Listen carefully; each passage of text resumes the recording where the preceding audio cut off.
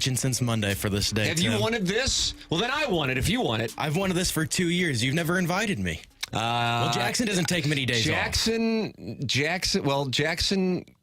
has been worried that you're going to Wally Pip him. So he wants me to do a terrible job today. That's actually correct. Okay. That's the kind of guy he is. He's a bad guy. He's a bad man. He's a bad boy. I thought Jackson would want well for me. No. He's an unkind gentleman, as you can tell by forcing the NBA onto the show. Yeah, no, he wants the worst for you. Yeah, I'm surprised. And you were saying before we walked into the studio that you've been on the opening drive, you've been on BK and Ferrario, and you've been on the fast lane, but the one hit you haven't had in the cycle is the 1 hour of midday magic that is Balloon Party. That's right. So you are completing the cycle today, right here. Yes, I've hit every show on 101 ESPN. I've done blues. Hell, I've even done other stations here. So 105.7 The Point. Done that. I've done Keishi. You've done TMA. So this is the first time I get to touch this audience today. Yeah, how about that? I hope they're excited. Oh, I bet they are. I bet they are. Good morning, Grant. Finally, someone who knows about sports. See? That's the nice thing. Well, we'll say hockey. Do you know about the association? I can't say that I do. But I think Jackson this audience might have me beat there. I think this audience wants somebody who knows a little bit about the NHL. And so there you are. And here you are today.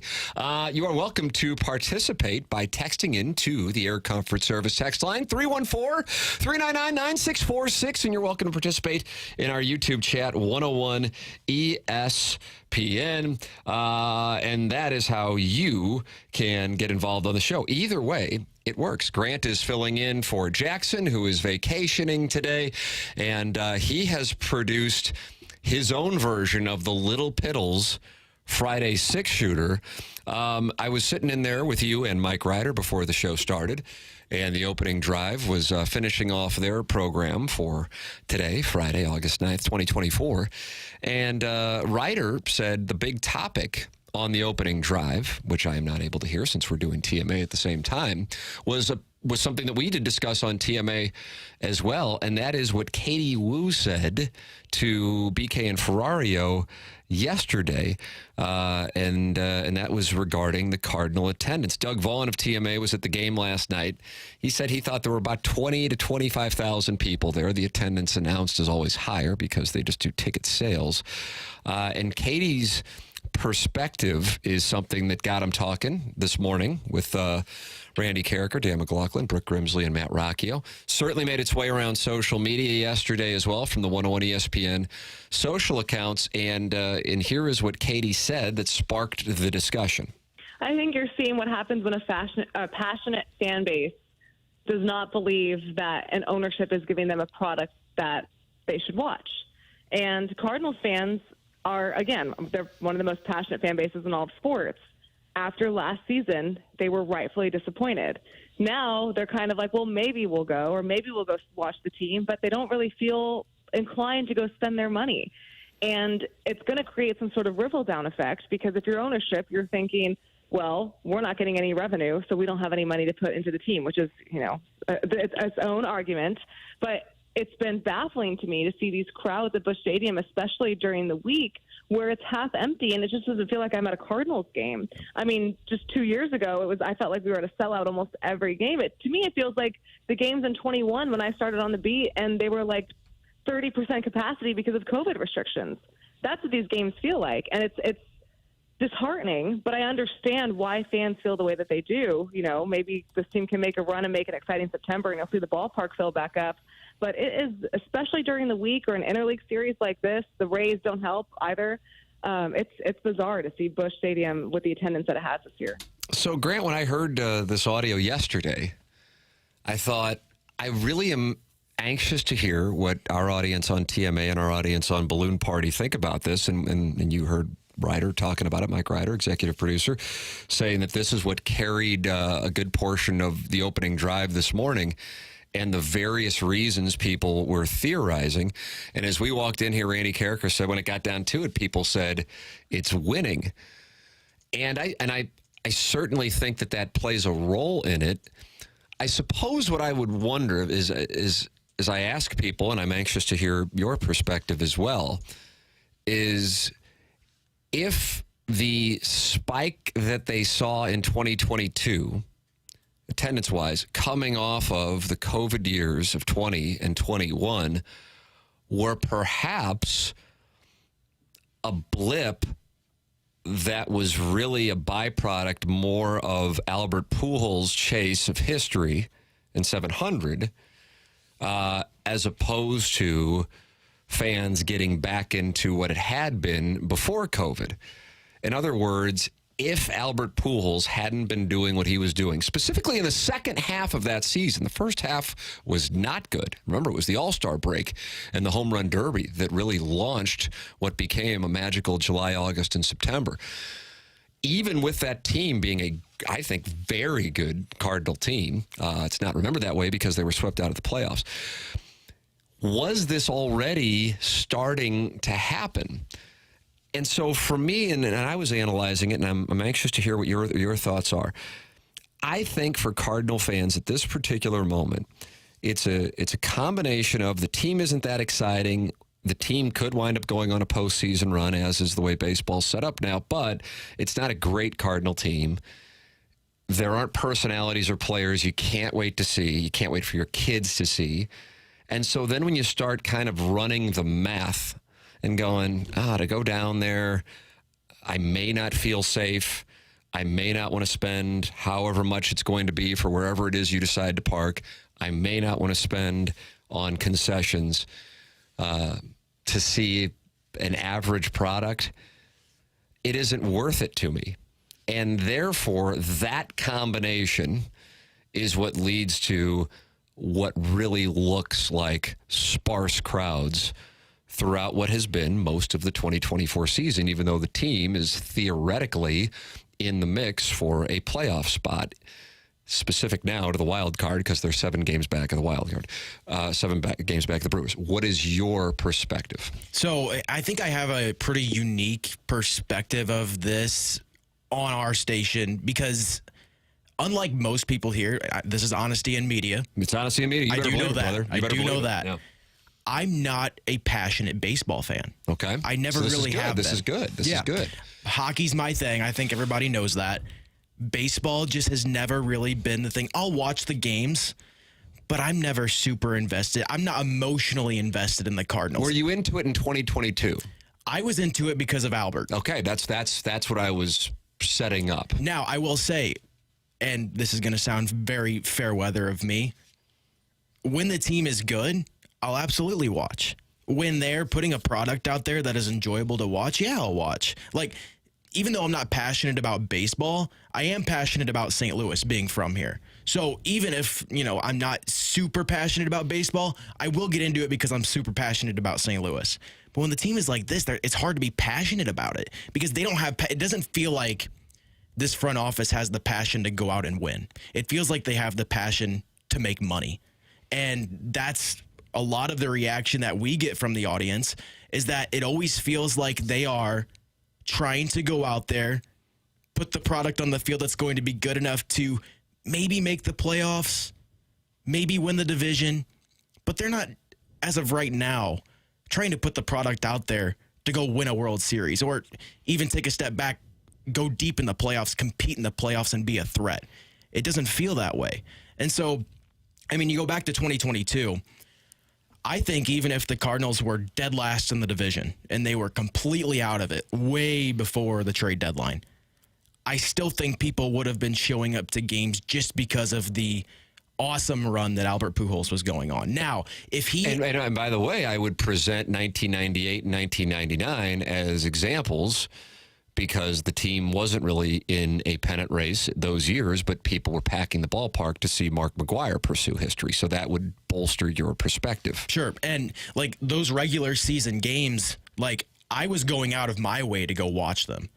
And again, as someone who's not a super passionate baseball fan, that's not something that I normally do. But given the circumstances and watching history in the making, I was going out of my way. It was like scheduled television for me. I was going out of my way to watch these games. And I can't tell, there's not been a single time this season where I've gone out of my way to watch a Cardinals game. in 2022 I went to one game this season. I don't feel like I need to go back. You've had your fill. I have. I also think running parallel to the conversation of winning, of the perception of the front office, the perception of ownership, of the issues that some may feel with going downtown for a game, the cost of going to a game, all of those things, I think you can also enter into the conversation, whether it be COVID and not having baseball for the vast majority of what would have been baseball months in 2020, and then 2021, all that kind of met with the television issue. Now, I realize some people are Spectrum customers and they're like, anytime you talk about the TV thing, it just doesn't impact me. And I understand that. But there are a large number of people who are impacted by it bouncing around. Now I'm a YouTube TV customer. I can't get it. I'm a Comcast customer in Illinois. I can't get it. They just got that worked out last week. And then, that was last week. And then what I found was by not having it on television is I didn't miss it. And so you can go, well, that only affects television. But if you're not interested in it, then you're going to be less inclined to go to a game in person. And I think that, combined with these other factors, is what has produced a lack of interest. So I actually think there's a lot more to this conversation than winning. Now, just for the purpose of providing a devil's advocate perspective on that, last week, at the Tommy Pham Grand Slam night, and then they followed that up with a win against the Rangers. That was the first time that I had felt, since 2022, actually, a buzz at the ballpark as people were starting to feel it and starting to believe. And there was a reason to. Tommy Pham, I mean, again, kind of a random thing for a guy who's been bouncing around Major League Baseball, for him to be the reason. But I guess what it says is people wanted a reason to believe, and so it would come in the form of Tommy Pham. Fine, doesn't matter. If the team's winning and now we can point to a reason that will excite us, we'll be fired up. And then all that momentum, from my standpoint, surprisingly, in a big way, halted by losing 3 of 4 to the Cubs. And for those who actually did watch it, that could have been losing all 4. At the same time, they could have damn well won the Thursday night game that Helsley blew the save on. So I think there is a thought process. Team isn't really good. The ownership group, the front office isn't really invested in putting a winner on the field. I got over the game in COVID when it wasn't around. I got over the game because it's tough to find. They're bouncing around television stations, television platforms. It's not worth it to me to spend money, concessions, parking, tickets, take your pick. All of these factors combine to what would be the first time since 2003 in a non-COVID year that the Cardinals would not have 3 million people in the ballpark. And on top of it, and I think this is a huge problem, and it irritated me whenever I hear these things. But you have all these things, and I do think winning is a number one on this list of reasons why the ballpark isn't full. At the end of the day, if you have a winner, it's going to be full no matter what.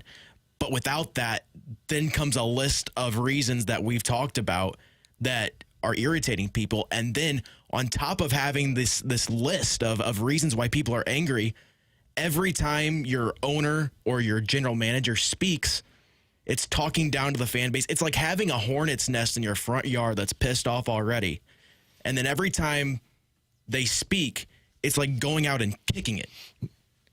And like the public relations of this team baffles me. Like I'm so used to it, and it still baffles me that they just keep going out and like poking that hornet's nest every time they speak. Like, you can believe what you want to believe, even if you're telling lies. Like, at least speak to the fan base in a way that isn't demeaning, because that's just going to piss them off more, and there's going to be even more separation between you and your fan base. So that is another aspect to all of this where, like, yes, all of these things are going wrong, but then to add on to it, you're just spitting in my face at the same time. And I think that really makes people mad, and it really, even more so, makes people not want to support that team. The tone-deaf PR is something that I share your opinion on as well. So I am looking forward. I see that the text inbox and the YouTube chat are quite active. I am looking forward to reading the comments and reading some of those comments on the air as we discuss this topic here. Why are you not going to Cardinal games if you're not going? Either way, from a sample size standpoint, the team is on track to miss the 3 million mark in attendance for the first time since 2003, taking out the COVID years of 2020 and 2021. Your comments coming up on the other side of the break on Balloon Party 101 ESPN.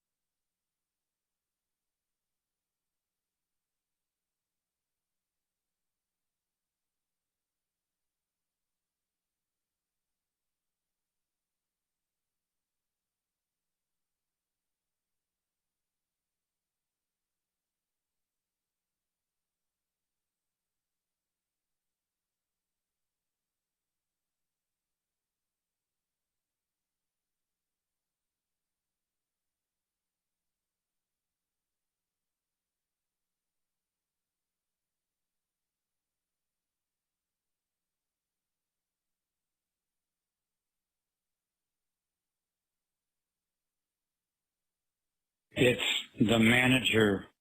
That's the problem, Tim. The manager. We are getting mic drops, Grant. Or maybe you just look at the mic drops. I don't know. We only play mic drops if they're Stephen Wildwood historically on this program, but maybe people leave them all the time, and we're just finding that out today. I don't know. I'd love to hear from Stephen Wildwood. So Chairman Steve. If you're listening, send one in. I'll look for it. The 101 ESPN mic drop, and then we have more. Lisa left one, and Jackson describes her as a gem, but this topic has people fired up. Do you have Lisa? Good morning, Grant. We do have Lisa. Right, She's always Lisa. fired up. Tim, it's always about the product.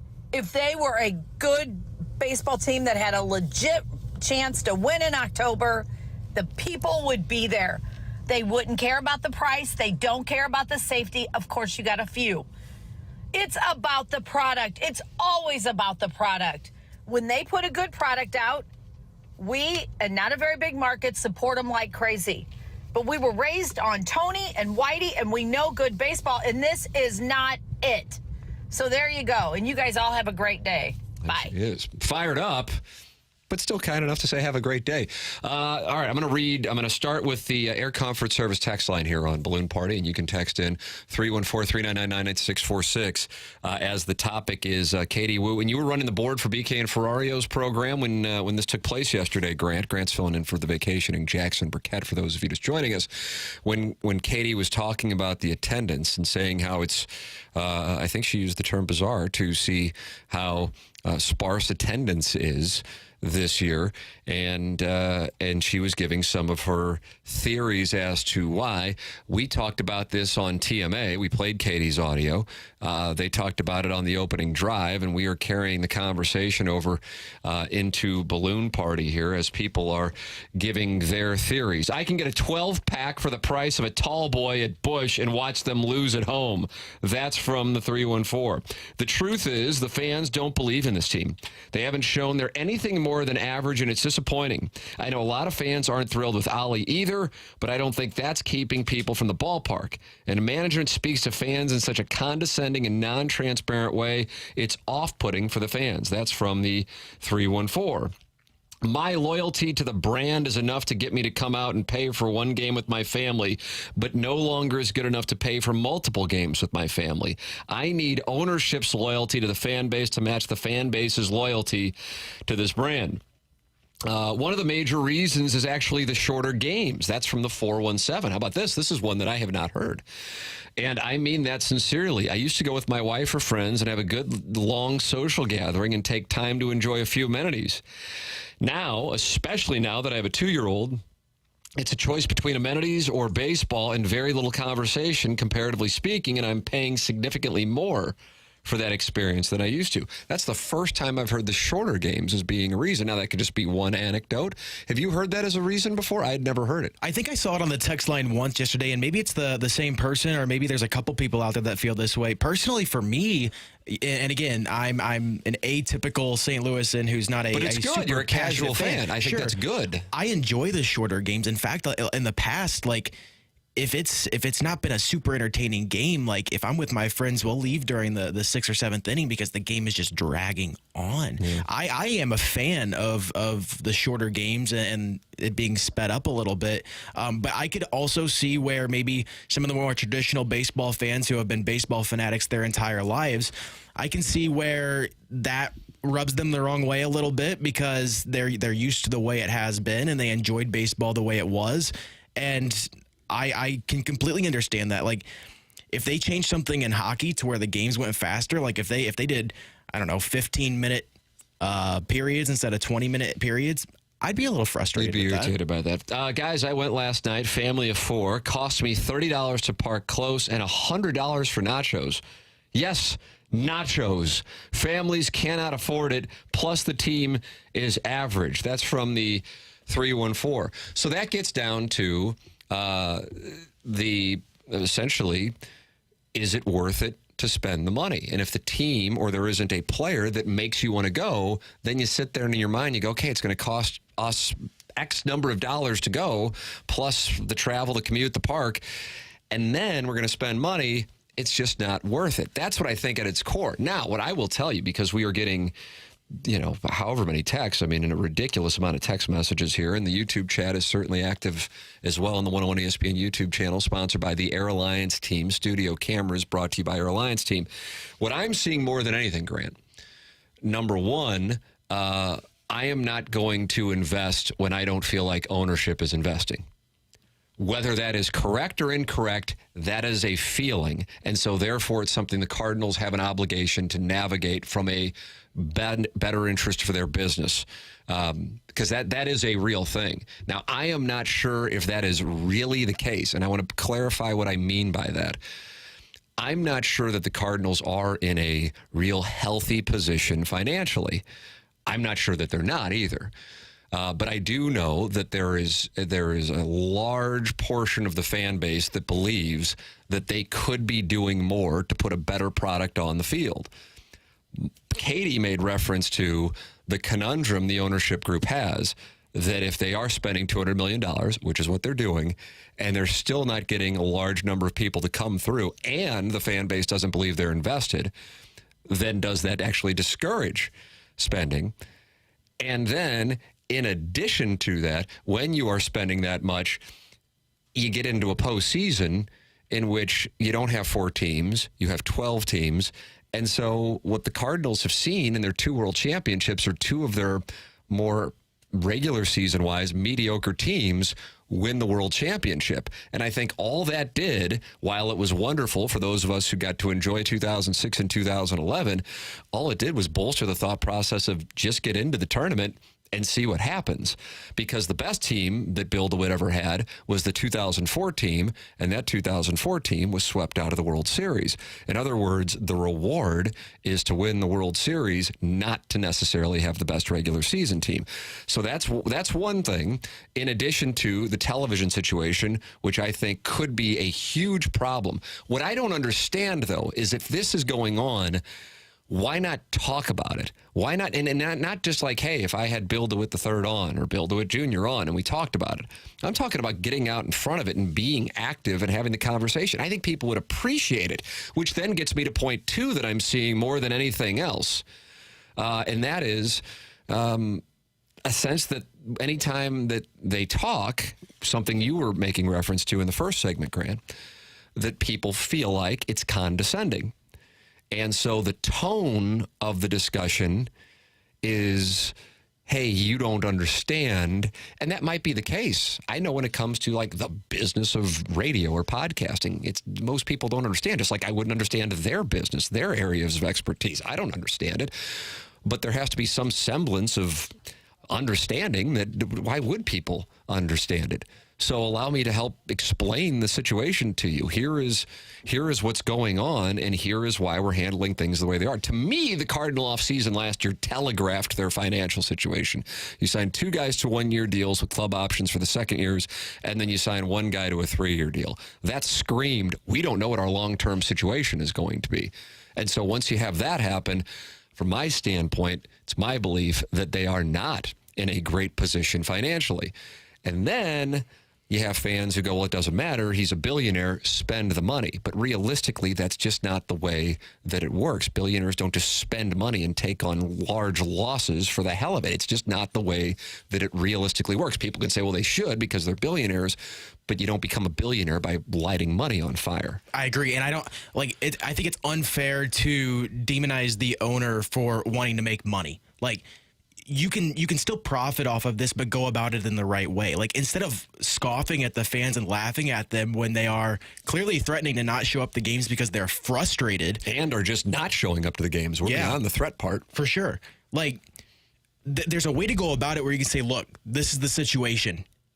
We don't want to become the Mets and spend all the money in the world and then fall on our face. Mm-hmm. Meanwhile, we have the TV situation going on. There's a lot of things in the air right now for us, and we want to be a little careful so that we can be more sustainable in the future and we don't have to take step backs in the future. So right now, we're going to put this product out on the field. We're going to do our best to stay competitive while doing something that's more sustainable for the future.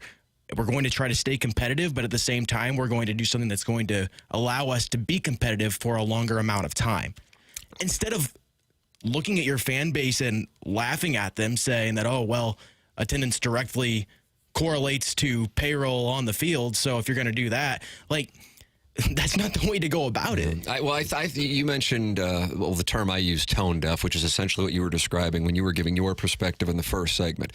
And that's how I've described it. And the one to me that was the one of them all where I go, what in the world? Like, it floored me. It happened on Friday at noon, and I was so pissed it didn't happen on Friday at 10 o'clock because I would have been on the air when they gave Ali Marmol the contract extension. Now, I want to make this clear. 2 points I want to make clear here. Number one, I don't blame Ali Marmol for 2023 because I don't believe you can sit there and say, well, John Mozeliak's roster's garbage and Ali Marmol didn't manage it well. It kind of has to be one or the other. I realize you can say, well, they both contributed to it.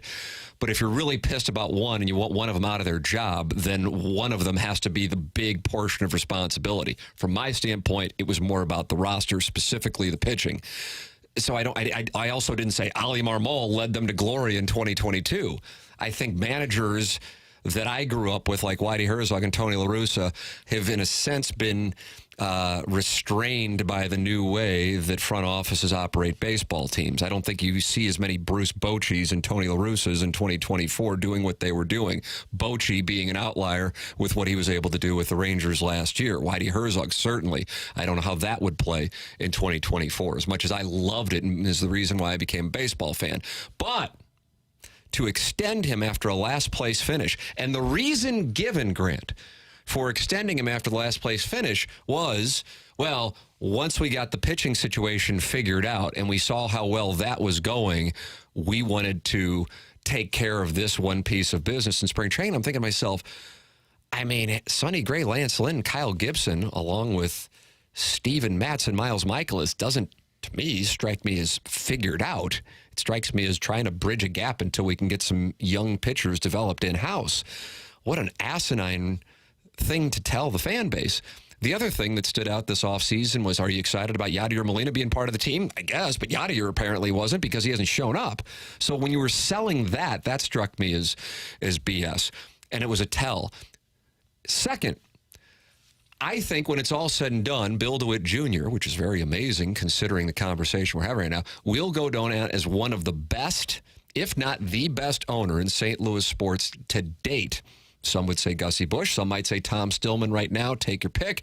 But considering the run of success the organization and consistency it's had since he bought the team and what has been delivered, when it's all said and done, I really believe that. I realize it's probably also an unpopular perspective. It's fine. It's my opinion.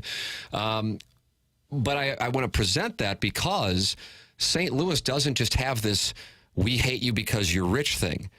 Look at Tom Stillman. Tom Stillman is held up by many, many fans in high esteem.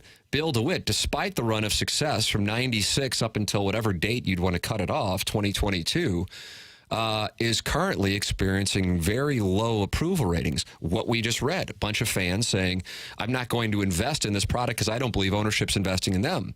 So this isn't a case of we don't like guys who are the owners. That's not the case. Tom Stillman, people are like, I hope the Blues get to the playoffs just to help Mr. Stillman out with gate receipts. So that speaks to me to the importance of someone in the organization getting out and speaking about the whatever issue that it is that's causing the team to operate the way the team is operating. And I think if that were to happen, it would be refreshing for the fan base to have somebody kind of like what Mark Lamping was a couple decades ago. He was the guy who would speak on behalf of the ownership group. And I don't really feel like they have that right now. Somebody who is a credible person that people can buy into the messaging. Right now, the messaging is either non-existent or condescending, and that is not a way to get people to support your product. Your thoughts, 314-399-9646, or you can participate in the YouTube chat. This is Balloon Party on 101 ESPN.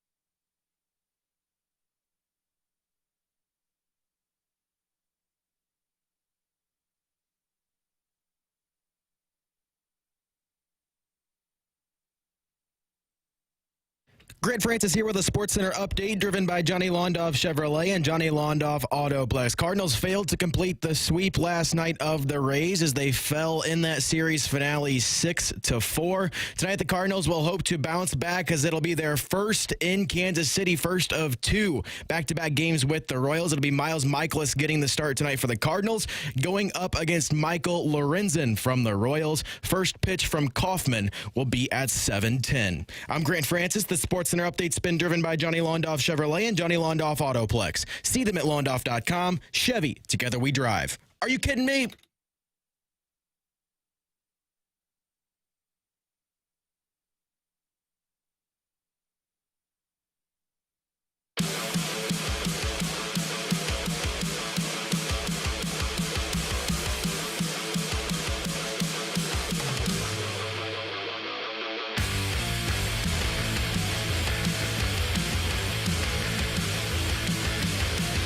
In my opinion, when they hired an accountant to run the team instead of a baseball guy, the team started going down, down, down. The things that brought it back were Albert and Yachty and Wainwright. But since then, the team got kind of boring, and people just aren't excited to watch it anymore. That is Janet with a mic drop here on Balloon Party 101 ESPN. Tim McKernan and Good Morning Grant. Grant Francis filling in for the vacationing Jackson Burkett. And she has a follow-up, Grant? Yeah, so that was her first mic drop of the day. Her follow-up was outstanding. All right, let's see what we got. Apparently, the guy that likes the longer games likes to watch somebody step in and out of the batting box, adjusting gloves, adjusting their crotch, and every other kind of thing instead of watching baseball. What the hell? The shorter games are much better. How about that? Crotch adjusting from Janet. That could be a new sponsored segment. Well, the longer the games go, personally, I would assume would be a negative thing. But we had the one texter, which I believe is what Janet is making reference to, Grant, who thought the games were too short now. That was from the 417. I think we read that in the second segment. This topic has people certainly worked. You prepared a Little Piddles Friday six-shooter, and it's already 10:44. Time check brought to you by Clarkson Jewelers. And I don't even know if all of your handiwork is going to be used. I spent a few hours really. Yeah, you sent it to me at like 6 this morning. I'm already up, obviously, but I'm like, look at Good Morning Grant, up early in the morning. And now, here we go. The fire has been lit and the people are activated. Well, I'll have to save this for next time, for most of these. Jackson goes vacationing. Yeah, they were good questions, but this is the topic. And these are the kinds of topics I love to engage in, whether it be with someone such as yourself, Grant, or the audience, because I do think I like a conversation about kind of the state of a certain element of a franchise. And this is a unique spot here because if you go around the country and you tell somebody you're from St. Louis, they are either going to associate St. Louis with the Arch or with the Cardinals more often than not. Sure, there can be other things here and there, but those in my travels, that's certainly what it is. I remember last year I was traveling and a guy said, "So what's it like there this summer?" And I go, "Hot, I don't know." And he goes, "No, the Cardinals suck. I'm a Phillies fan, and it's so great to see you guys finally have to deal with a bad year." Like, that's what they think of. That's what they think of. And here in St. Louis, it's been one really bad year last year, but overall, the trend, I'm just telling you, this is this kind of stuff that fascinates me. When you see an organization that was to St. Louis what the Packers were like to Green Bay, and to see the fan base have such frustration, but for multiple reasons. But the two main reasons that I've seen since we started this conversation at the outset of Balloon Party today, number one, fans don't want to invest, like they feel like the ownership is not investing. And then secondarily, they feel like, whether it be ownership, whether it be the front office, they're condescending, and that is a turnoff. Now, don't get me wrong. There are a multitude of other answers that have come in, but those are the ones that I have seen the most, and we may be getting a record-setting number of texts here on today's balloon party. Yeah, and going back to yesterday on BK and Ferrario, because that's when that Katie Wu audio happened, the text line was pretty much the same. A lot of it came down to, A, winning, and the lack of winning that the Cardinals have been doing, the lack of consistency on the field, and then B, the ownership and their intentions with what they want in terms of the compete level of this team, what their end goal is, which doesn't seem to be competing for a championship or a deep playoff run. It seems like that combined with their mood towards the fan base is a lot of the reason why people are so frustrated lately. Grant, as you and I sit here, it's August 9th. Between now and September 9th, the Cardinals' season will be determined. And therefore, if somehow over the next couple of weeks when they play some really good teams, they got 3 against the Reds next week in Cincinnati. But after that, it's at home against the Dodgers. It's at home against the Brewers, against Minnesota on the road. And Minnesota's got a good record and in the mix for a playoff spot in the American League. Then 4 against the Padres, who are now leading the National League wild card. And Mike Schilt's team has been on a charge as of late. They go to the Bronx and then they go to Milwaukee. By the time they come back to St. Louis for a Friday night game against the Mariners on Friday, September 6th, we're going to know whether or not they're in it or they're out, because they're playing some very good baseball teams, many of whom, with the exception of the Reds, are likely, I would say, to be playing in baseball's postseason.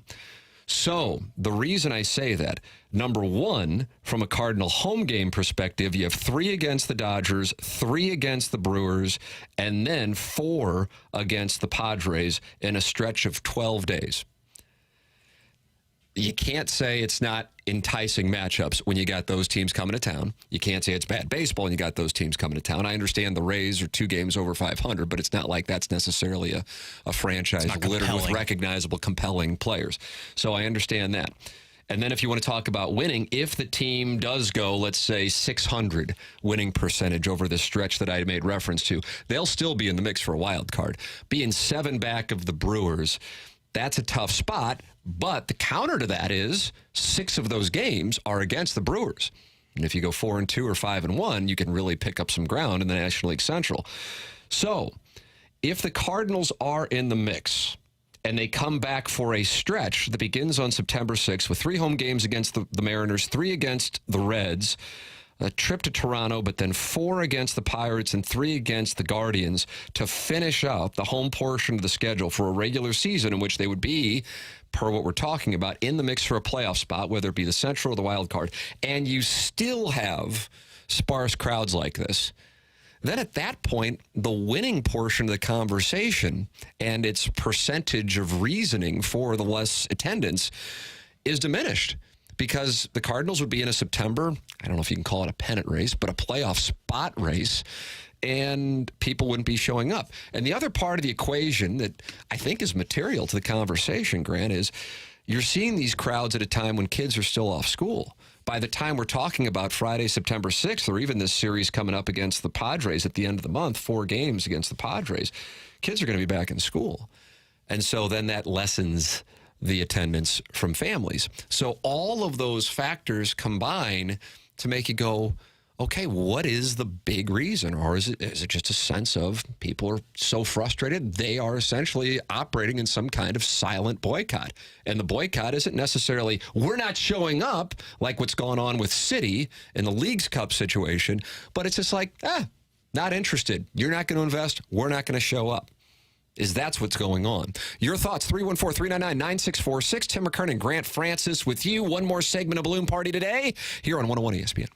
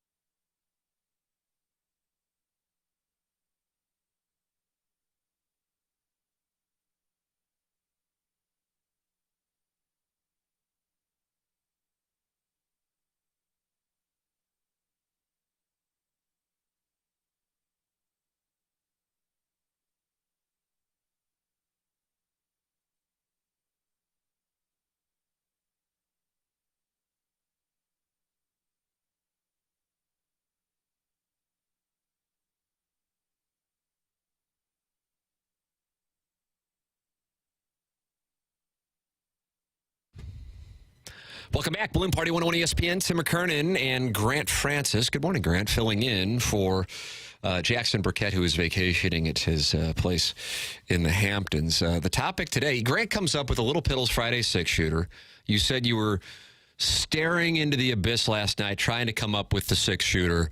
You put it together. I can vouch for it. I see it in my email inbox. And alas, this is the topic. But you know the program. If you've got a play that has got the people going, you run that offense. Absolutely. So you'll be, next time Jackson vacations in the Hamptons, you'll have your six-shooter already ready. This is going to be the deepest tease in Balloon Party history. That's exactly right. What was That's what Grant's I was going for. Deep tease on August 9th. Steve left a mic drop, but this is not Chairman Steve. This is a different Steve. John Mozeliak, year after year, he's getting on TV and on radio, and he's basically just telling the fans that they're smarter than we are and that they got this. And, you're out of line for questioning us along those lines.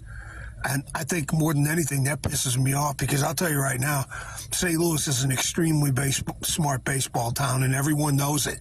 I've had conversations with people with the internet now. The average fan can literally be darn near as educated as a scout would be just with all the information available in the video. So I think it's a combination of things, but a lack of respect for the fan base and the communication has been horrible, and they're deserving every single thing that they get right now in karma because of how they've decided to run the organization. It's not spending, folks.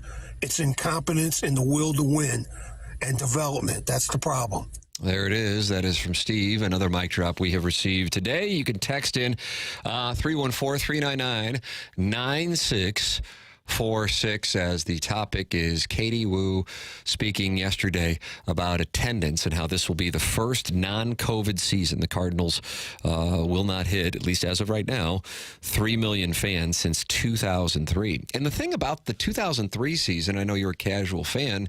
Some fans, I'm sure, will remember this. In 2000, 2001, and 2002, the Cardinals had some really good teams. And it's surprising to me that the 2003 team, it didn't make the playoffs. Probably would have with this format, but didn't make it with that format when there was only one wild card. Was not like a terrible team. Had a terrible bullpen, but it wasn't like a terrible, terrible team. Was in the mix to win the National League Central up until a 5-game series with the Cubs. I think that was Labor Day weekend, and then they fell off. So it's surprising to me that one didn't get 3 million fans, but that is the data point. You'd have to go back 21 years if the Cardinals do not hit 3 million fans this year for the Cardinals to have matched the same lack of attendance in a year. And that's super surprising to me that it's 2003. I suppose 2007, you're coming off a world championship year. That was a rough year, but you got to go back to 2003. Tim, the fans are also not watching on TV. That's right. You saw in the Post-Dispatch a couple of weeks ago details on how the ratings were down by a large amount. Here's a question for you, and this is probably not very producerly of me bringing this up at 10:57, but feel free. I like it. Quick hitter style. Do you think, speaking of the one-team wild card back in the day, if it was not a 3-team wild card like it is right now, do you think this team would be more competitive in trying to reach that wild card? Do you think they would put a different product out on the field to try to reach the playoffs? I really like that question because what I usually focus on is the fact that the division going into the season, you had a pretty good sense that the division was going to be lackluster, and the division has certainly lived up to that. There's, 2 teams over 500, and the Cardinals are flirting with it. But, yeah, if you didn't have 3 wild cards, I wonder about that. I do wonder about that. Because this wild card situation now is really allowing teams to be mediocre and still be right there. It's rewarding mediocrity. I didn't even know what the Wall Street Journal was until I started working with Jackson. But apparently, it's a high finance publication. And there was an article. Jackson allowed me to see his subscription a couple weeks ago. But there was an article on baseball's issue that now, whereas there's the famous line from Pete Rozelle, former NFL commissioner, of the goal of having parity, and now baseball, and this was as it was approaching the trade deadline, had so much parity that at the time there were only 2 teams out of the playoff race in the National League, more so in the American League, thanks to the White Sox existence.